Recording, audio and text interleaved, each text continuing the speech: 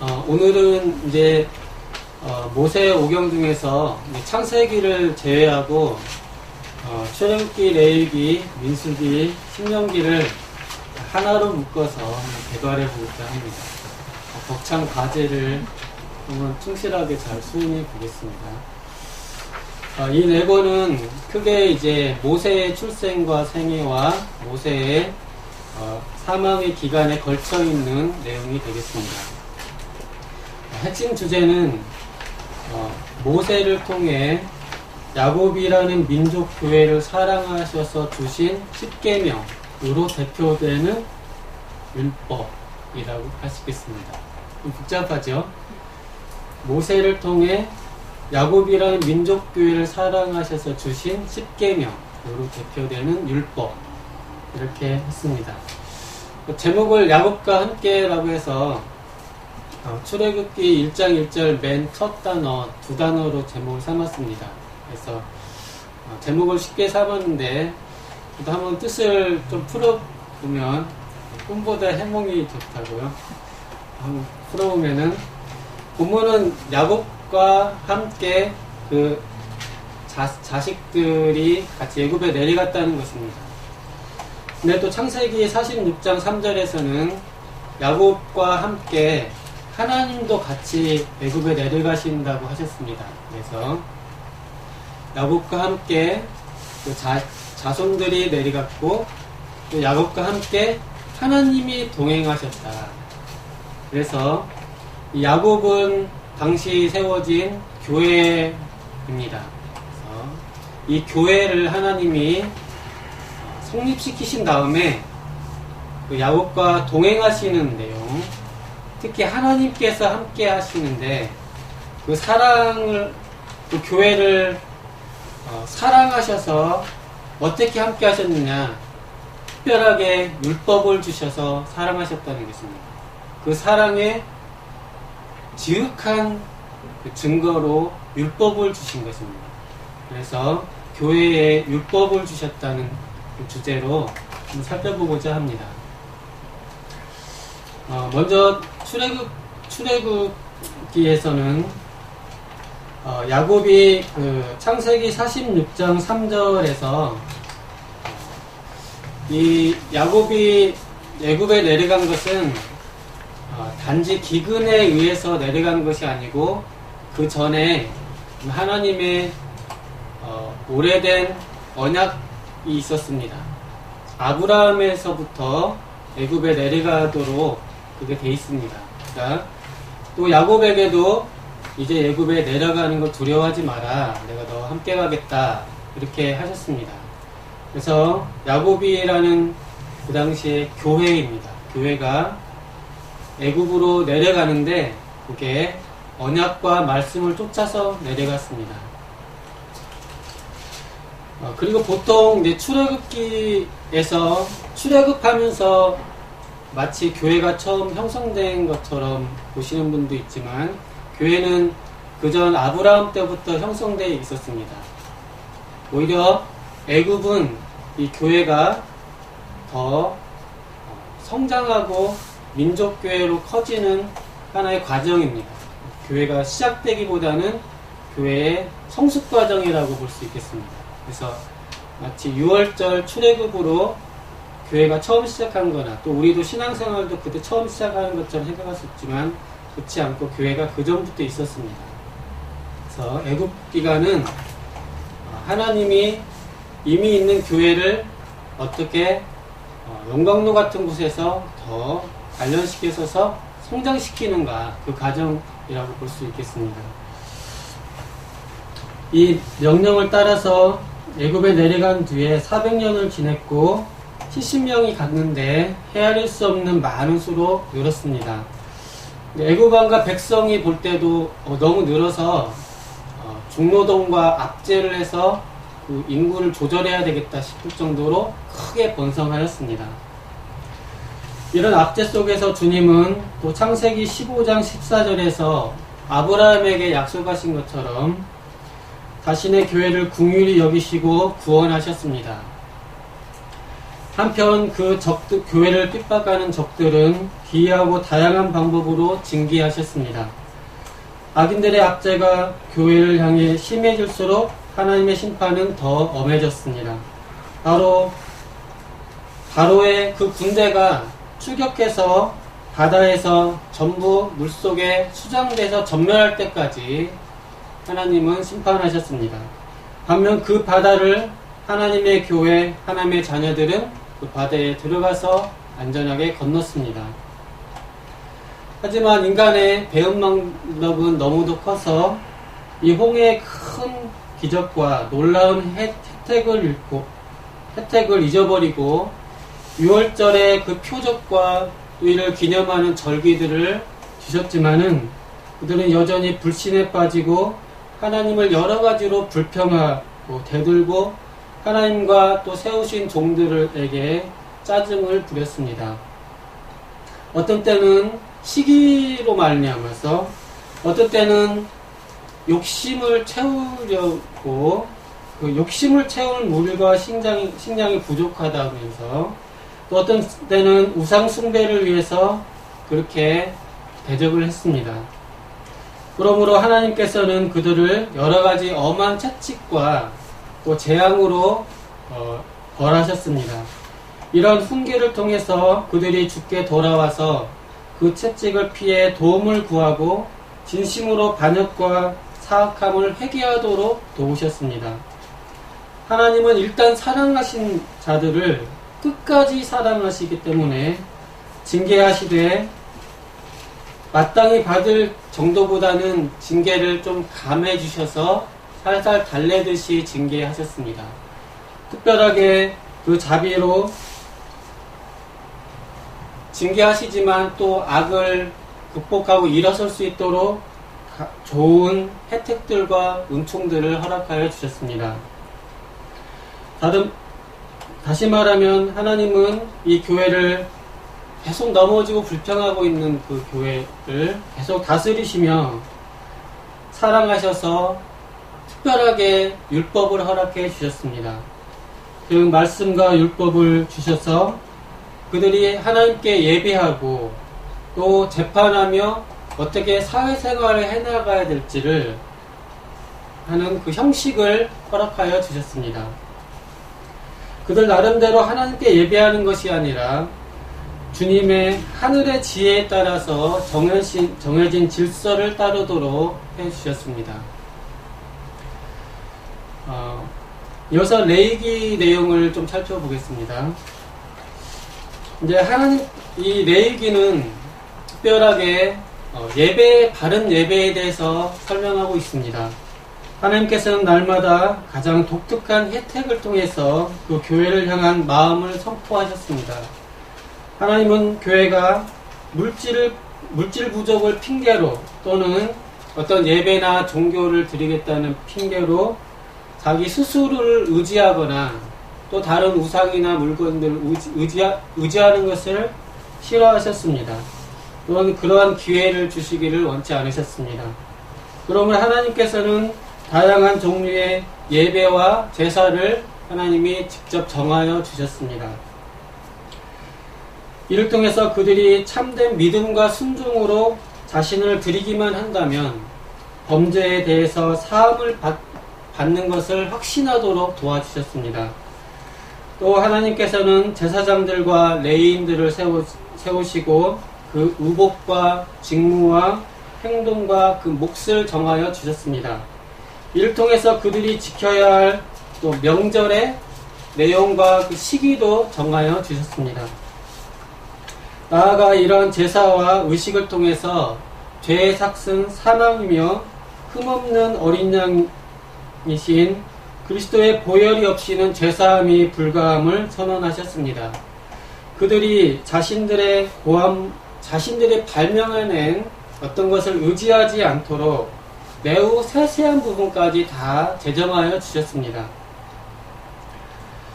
나답과 아비후의 끔찍한 사건을 통해서 하나님은 인간이 나름대로 만들어낸 예식들을 얼마나 싫어하시는지를 교훈하여 주셨습니다.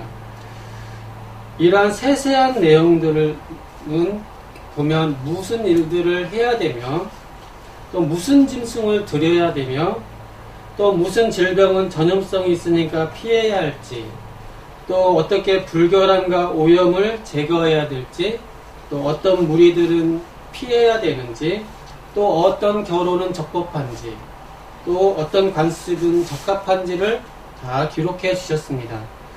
이것을 선포하신 후에 하나님께서는 이 율법을 지키는 자에게는 은혜를 베풀고 축복하시고 이 율법을 어기는 자에게는 저주하실 것이라고 경고하셨습니다.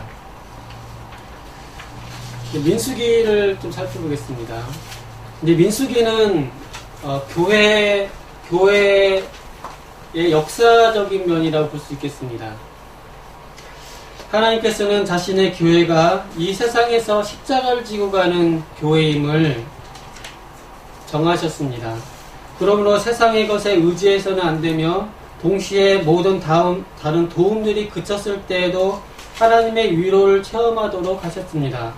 즉 하나님께서는 출애굽 후에 즉시 약속의 땅으로 인도하지 않았습니다.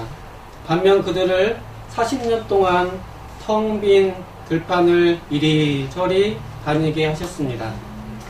약속의 땅을 누리기 이전에 훈련의 연속이 계속되었습니다. 이를 통해서 하나님은 교회의 믿음을 단련하시고 세상은 잊고 하나님만 의지하도록 교육하셨습니다. 이러한 단련은 어찌나 유익했던지요. 악인과 위선자를 충실되고 참된 하나님의 종들과 구별하셨습니다. 신자들은 순전한 마음으로 하나님을 섬겼지만 다른 자들은 하나님께 영광 돌리기보다는 세상의 정욕을 더 원하며 예배를 자신들의 목적에 맞게 변질시켰습니다. 정욕을 채우기에 부족하면은 지도자들을 비난했습니다. 그러므로 그들은 끔찍한 하나님의 심판을 자초했고 역사에 기억할 만한 교훈을 남겼습니다. 얼마나 그들이 하나님의 말씀을 남용하고 하나님의 뜻보다는 자신들의 욕망을 앞세웠으며 하나님의 종들을 멸시했는지요. 그럼에도 불구하고 하나님께서는 늘 그 언약에 신실하셨습니다. 성령을 보내사 교회를 다스리십니다. 그러한 부자유스러운 상태에 빠져있지 않고 즉시 참된 회개로 돌아오도록 하셨습니다. 그러므로 교회를 향해 그 은혜를 계속하셔서 예배와 사회생활을 위해서 명령과 교훈을 주셨습니다. 모든 거짓과 음모로부터 지키시고 적들에 대해서 큰 승리를 주셨습니다. 가능한 모든 무리에서 벗어나도록 그 빌미조차도 제거하셔서 각 지파에게 하나님께서 약속하셨고 그들의 힘으로 정복한 그 땅들을 분배하여 주셨습니다. 하나님의 지혜에 가장 합당하게 다 나누어 주셨습니다. 신명기를 한번 또 정리해 보겠습니다.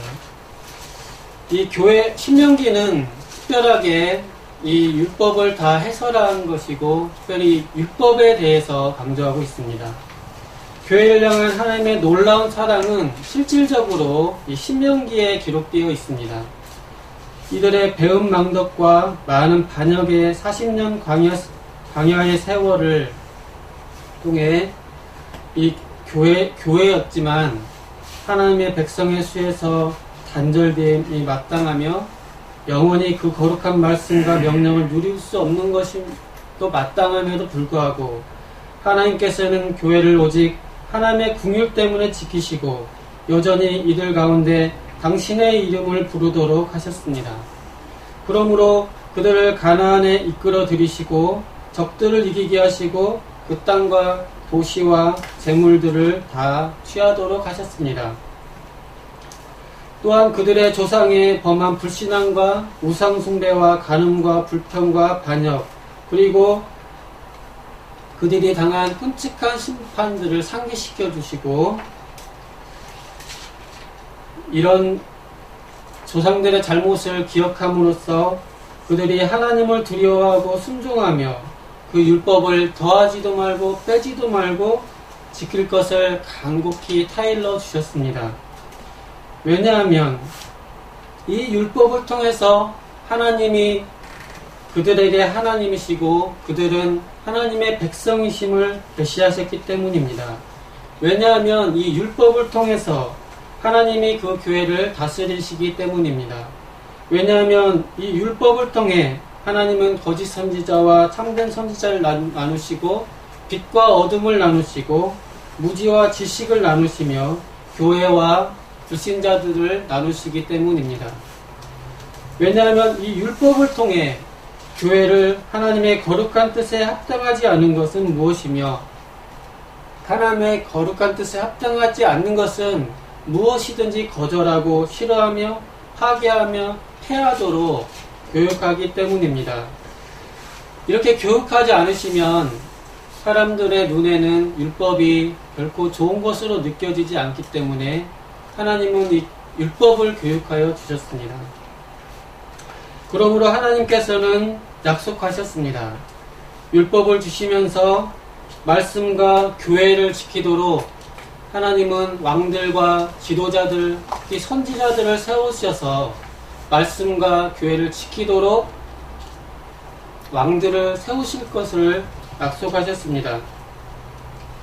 이 왕들과 지도자들과 선지자들은 이 특별하게 이 율법에 대해서 집행할 특별한 임무를 가지고 있었습니다.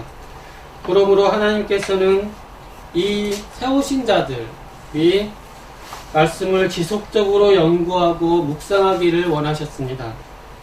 이들이 주님을 두려워하고 그 백성을 사랑하며 탐욕과 악과 하나님의 위험을 해하는 어떤 것이든지 매우 싫어하기를 배우도록 하셨습니다. 그리고 하나님께서는 그 조상들에게 예배와 사회생활에 속한 모든 것을 가르친 것처럼 여기에서도 가나안에 들어가는 후손들에게도 예배와 공동선을 위해 필요한 모든 율례와 법도를 기록하여 주셨습니다. 즉 각자의 재산을 어떻게 정할 것인지 각자의 임무와 의무들을 정하여 주시고 또한 하나님을 두려워하는 가운데 어떻게 다스리며 생활해 나갈지, 예를 들면은 이웃을 향해서 우정을 함양해 가는 법, 또 하나님께서 그들 가운데 세우신 질서를 지키는 그런 방법들을 기록하여 주셨습니다. 역시 하나님의 명령을 어기는 자에게는 가장 끔찍한 재앙으로 경고하셨고 그 명령을 지키고 순종하는 이에게는 복과 행복을 약속하여 주셨습니다. 이렇듯 하나님은 교회를 세우시되 교회를 그냥 내버려두지 아니하시고 그 백성에게 법을 심어주셔서 법을 내려주셔서 교회를 지키시고 보존하여 주셨습니다. 이 율법은 하나님의 사랑의 가장 큰 표입니다.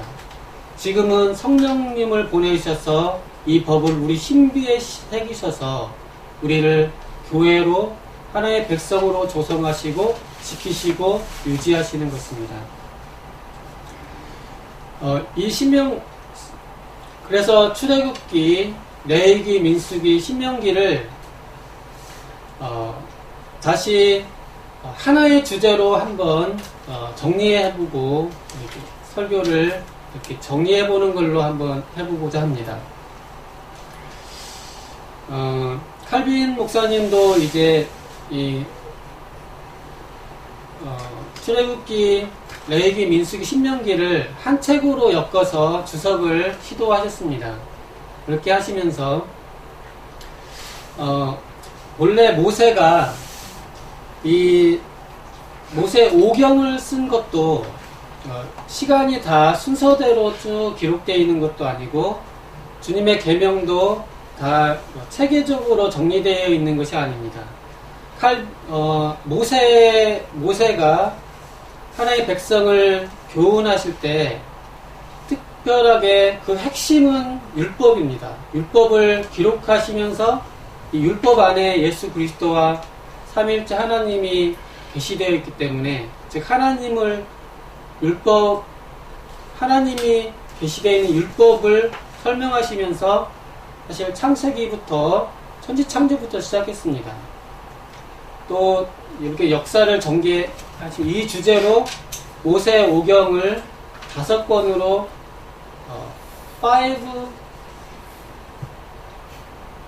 3권이면 뭐 트리폴리오 막 그런 식으로 하듯이 트리올로지 5권의 일종의 완성된 작품으로 모세가 재구성해서 기록한 것입니다.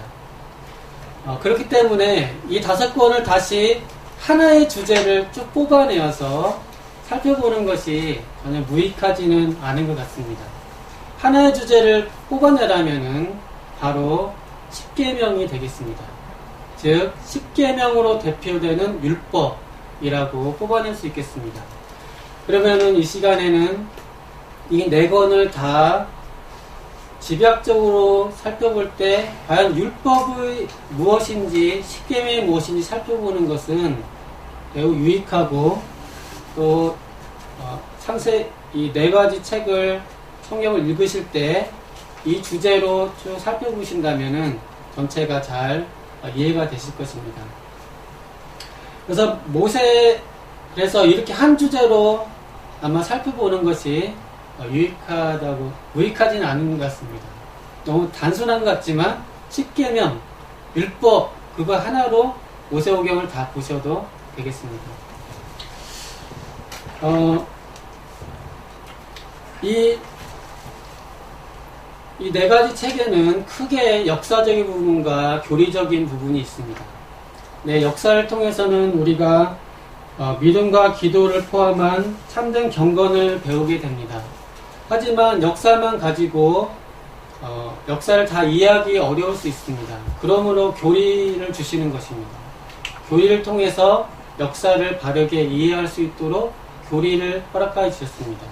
즉 교리의 형태로 십계명 율법을 주신 것입니다. 그래서 저희가 이제 성경 전체를 해석할 때는 다양한 해석 방법이 있지만 기본적으로 모세오경을 중심으로 해석하는 것을 저희가 기본 원칙으로 삼고 있습니다. 그래서 경전 중심의 해석이라고 합니다. 이 모세오경은 다시 십계명 율법으로 종합해 볼 수 있겠습니다.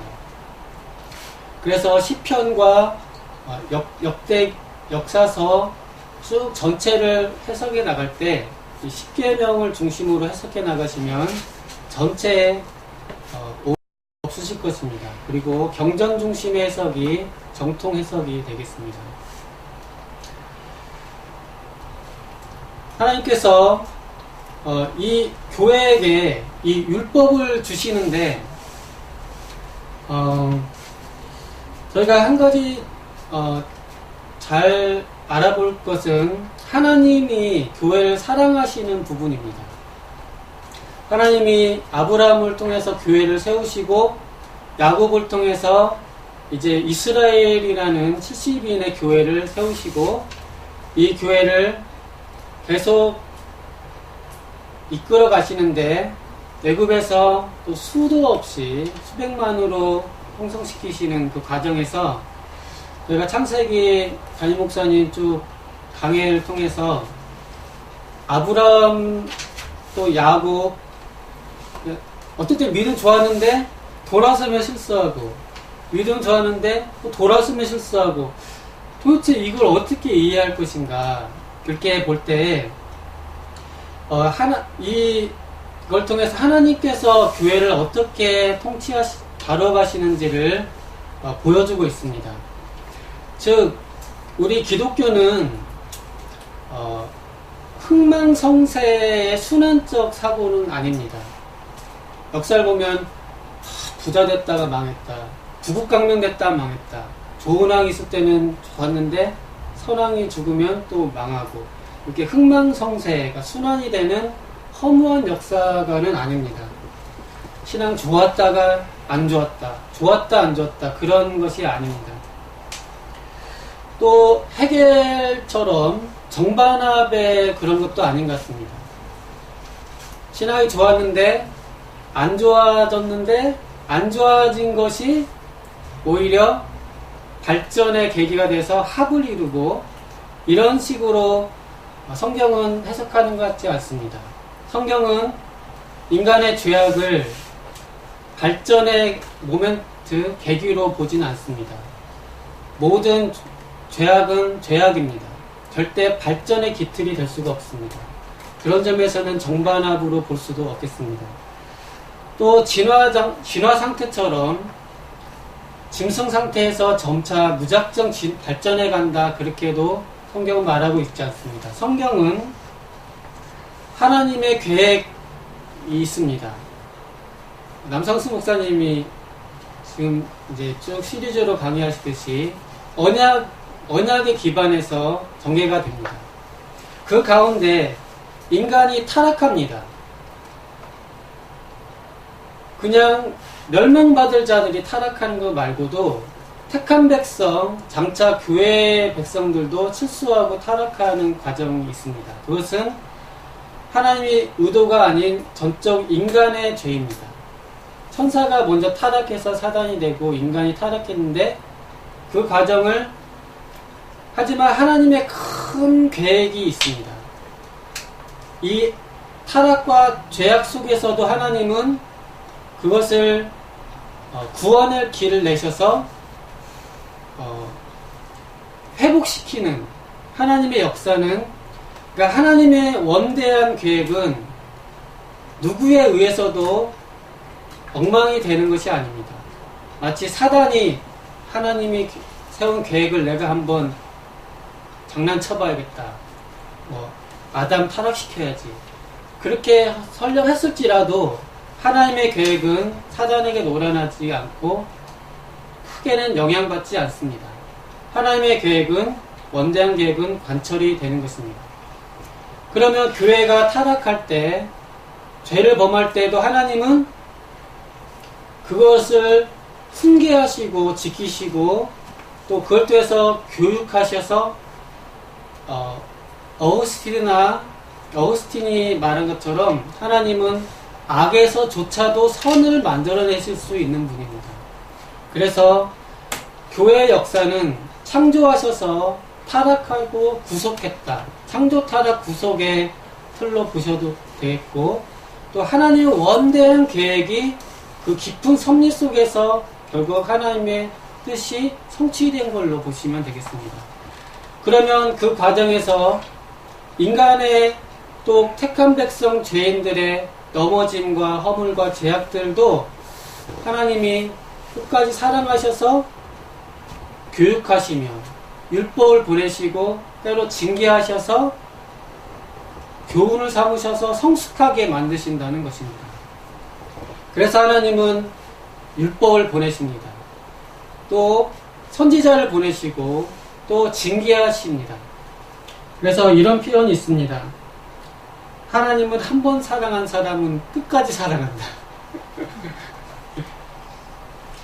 여기에 이런 표현이 있습니다. 하나님은 교회를 일으키실 뿐만 아니고 끝까지 이 백성들을 쫓아다니신다고 하였습니다. 교회를 일으켜 세우신 다음에 교회가 배은망덕합니다. 대적합니다. 불평합니다. 짜증냅니다.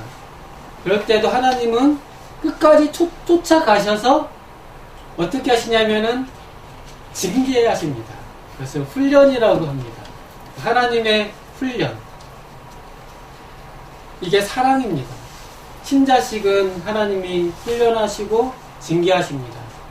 끝까지 쫓아가서 내버리지 않고 끝까지 쫓아가서 교회에 법을 주시고 징계하시고 훈련하십니다.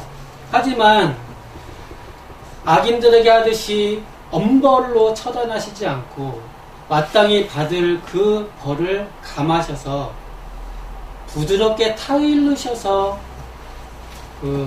우리를 훈련을 하십니다. 하나님의 매는 부드러운 매입니다. 그래서 말씀과 율법을 주셔서 우리를 훈련을 하시는 것입니다. 주님이 철퇴로 우리를 다스린다고 했을 때 칼빈 목사님은 그걸 조심스럽게 해석했습니다. 그거는 하나님의 입술에서 나오는 말씀이라고 했습니다. 하나님 우리 훈련하신다고 철처럼 막 제 머리를 때리면서 정신 차려. 하나님은 그렇게 하시기보다는 마땅히 받을 벌이지만 그 벌을 감해 주셔서 상당히 부드럽게 마음에 율법을 심어주시고 양심을 찔러주셔서 양심을 찔러서 그렇게 해서 훈련을 시키십니다. 때로는 환경을 좀 조절하셔서 좀 어려운 경험을 하기도 하시지만 하나님의 훈련은 부드럽게 타이르시는 훈련입니다. 그래서 이 하나님이 훈련을 하시는 사랑, 그래서 교회가 배움망덕하고 은혜 받았다가 뒤돌았으면 딴 생각하고 은혜 받고 또 문만 나가면 딴 생각한 그런 것을 하나님이 쫓아가셔서 끝까지 쫓아가셔서 계속 훈련하시고 타일르셔서 그 교회를 지키시고 성숙시켜 나가신다는 것입니다. 그래서 예전에 어떤 고구마 전도왕이란 하신 그분은 어떻게 하나님의 사랑을 느끼느냐 하니까 그분은 하나님 없다고 생각해서 교회에서 잘 지냈는데 한 번은 아내와 애들 둘을 다 데리고 아내는 열심히 교회를 다녔는데 딱 다 태우고 이제 교회를 향하면서 이제 이쪽 길로 가면 교회고 이쪽 길로 가면 이제 딴 데인데 나는 호기를 부린 겁니다. 아내 보고 탁 이쪽으로 틀은 겁니다. 교회를 반대쪽으로. 그래서 야 오늘은 그냥 놀러 가자. 그러니까 부인이 왜 그래 여보 예배 드려야 돼. 그러니까 하나님을 믿어 나를 믿어 딱 했답니다. 남편 나를 믿어. 가다가 앞에 오는 차가 중앙선을 넘어서 팍 받아가지고 큰 사고가 났습니다. 그래서 자기도 죽을 뻔하고 아내도 또 사랑하는 딸도 얼굴이 다 이렇게 돼서 성형수술 여러 번 하고 그런 사건을 겪었습니다. 근데 앞차가 탁 받으면서 탁 느낀 게 순간적으로 나만 믿어 했던 그 말이 탁 떠오르면서 하나님이 살아계시구나. 하나님이 살아계시구나. 그거를 깨달았다고. 그러면서 나 같은 비천한 사람을 저 하늘에서 어떻게 보면 하나님이 징벌하신 것도 하늘의 하나님이 조그마한 벌레 같은 인간에게 관심 기울이신 거잖아요. 그러니까 하나님이 살아계시고 나 같은 인간에게 그래서 사랑하셔서 이렇게 뭔가 하나님이 액션을 취하셨구나. 그래서 그때 사랑을 깨달았다고. 저도 하나님이 저를 훈련하시고 좀 벌하실 때 어떤 때는 가슴이 뭉클하고 그래도 하나님이 날 친자식으로 여기셔서 이렇게 하시는구나 그런 생각이 들 때가 있습니다. 그래서 하나님은 이 교회를 아무튼 사랑하셔서 훈련을 계속 하신다. 끝까지 쫓아가서 사랑하신다고 말하고 있습니다. 그래서 율법을 주셨습니다. 그리고 이 율법은 통해서 율법은 다양한 내용들이 있지만 결국은 이 율법의 최종의 핵심은 무엇이냐 하면은 율법 안에는 바로 예수 그리스도가 있습니다. 율법의 완전함 속에 예수 그리스도의 완전한 성취가 들어있습니다. 그래서 율법은 우리로 하여금 항상 예수 그리스도를 향해서 쫓아가도록 예수님의 목적을 향해서 급하게 달려가도록 율법은 우리를 인도해 줍니다. 율법의 궁극적 목적은 우리가 예수님께로 나아가고 그 안에서 하나님을 발견하고 성삼위 하나님 삼위일체를 발견하도록 해주는 것이 율법의 궁극 목적이 되겠습니다. 또 이 모세 오경 통해서 또 이 4가지 책에서 우리는 하나님의 사랑과 또 그 안에 예수 그리스도의 보혈의 온전하심과 또 이것을 성령님께서 창세기 1장 2절에서부터 또 성령님께서 운행하시면서 그 역사를 어머니 품에 품어서 교회를 이렇게 이끌어 가신 것처럼 성령님의 역사가 풍성하게 전개되어 있습니다. 이 안에 삼위일체가 온전히 계시되어 있다고 볼 수 있겠습니다. 그래서 저희가 이 말씀을 통해서 하나님이 우리 교회를 택하셔서 얼마나 사랑하시냐면 끝까지 쫓아가셔서 훈련하시고 또 율법을 주시고 항상 살 길로 다름지켜 나갈 수 있도록 우리를 끝까지 사랑하신다는 것, 그것을 알 수 있겠습니다. 저희도 이 하나님이 교회를 사랑하셔서 훈련하시는 것을, 특별히 하나님이 훈련하시는 것이 우리를 지극히 사랑하시는 것을 잘 알고, 꼭 이 예배가 끝나서 돌아와서 가시면서 금세땀만 든다고 해서 나 왜 이렇게 변덕스럽나 걱정하지 마시고, 하나님이 바로 쫓아가셔서 훈련하시니까 하나님의 사랑을 잘 느끼시고 또 그 은혜 가운데 푹 젖는 그런 은혜를 누리시기를 기도드립니다. 기도하겠습니다. 감사하신 하나님 아버지, 야곱과 함께 하셔서 이 교회를 사랑하셔서 동행하시고 끝까지 함께 하시고, 무엇보다도 그 사랑의 표로, 가장 큰 사랑의 표로 율법을 주신 것을 배웠습니다. 이 하나님의 사랑 안에서 하나님의 백성을 주성되며 잘 성숙되어지게 도와주시옵소서. 하나님 많으신 예수님 이름으로 기도드리옵나이다.